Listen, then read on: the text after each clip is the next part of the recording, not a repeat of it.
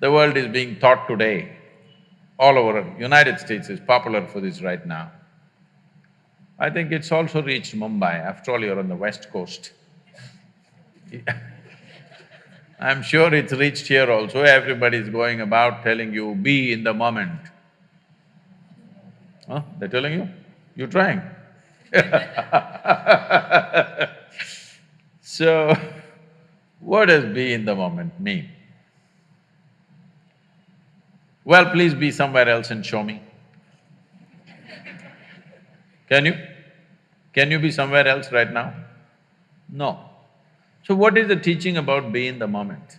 What they're telling you is, do not think about yesterday, do not think about tomorrow. It took millions of years of tremendous amount of evolutionary work to get your brains to this level of capability, yes? And now somebody is telling you don't use it. The beauty of this mind, the beauty of your intelligence is, you can remember every experience of life vividly. Otherwise, if you artists have amnesia, they don't remember a thing, they can't produce a thing, isn't it? Hello? The visual memory, isn't it vital? We can remember things vividly, every experience, every sight, every sound, everything that came to us through the five senses. And we have a fantastic sense of imagination. These are the two most fantastic faculties of being human, isn't it?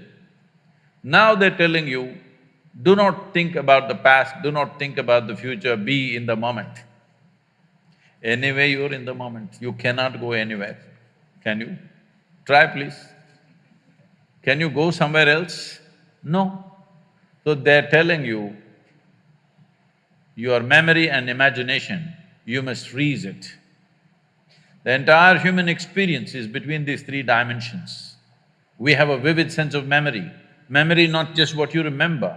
What you call as my body is just a repository of memory. There's evolutionary memory, there's genetic memory, there is karmic memory, articulate and inarticulate forms of memory. Entire human experience and human form is because of memory, isn't it so? If you eat dog food, do you think you will take the shape of a dog in 10 days? Hello? Because this one remembers, there's evolutionary memory in this, you do what you want, this remembers, this has to take only this form, isn't it? And this remembers million years ago how your forefathers were, has it forgotten? No. So this is memory, they're telling you, do not be conscious about that. And they're telling you, do not imagine a tomorrow.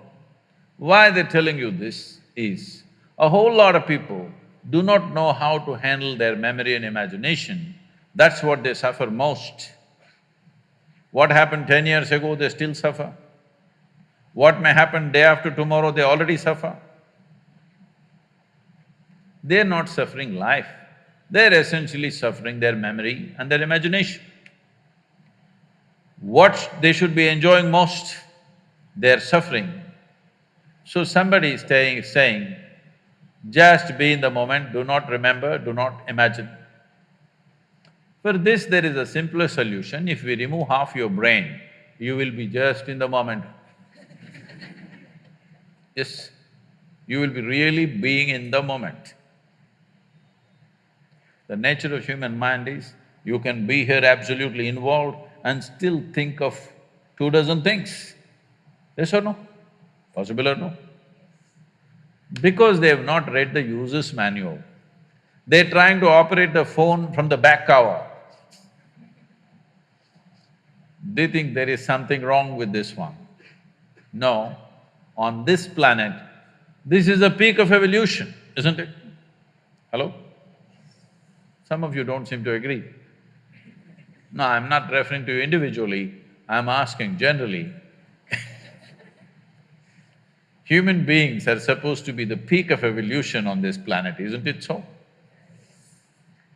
So we have the greatest neurological system, we have a brain which is flowered into cerebral possibilities, but now we are suffering that one thing so much.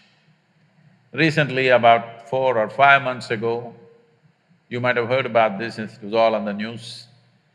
A television anchor from Hyderabad, anybody? Telugu people? Okay. A television anchor from Hyderabad, 34-year-old woman, a young woman jumped off the 5th floor and killed herself. And she left a note saying, "Nobody is responsible for my death, my brain is my enemy." The only reason we are a dominant life on this planet is simply because you got some brains, isn't it? Otherwise, you are not comparable to any other animal in their capabilities. You're not as strong as an elephant, not as fierce as a tiger, as capable as a buffalo either. Yes, they're all eco-friendly on top of it. The only reason why you're valuable is because of your intelligence, isn't it? But that is the biggest problem. The only thing human beings are suffering is their own intelligence. Yes or no? If you're alone and you suffer, obviously you're in bad company. No, yes or no?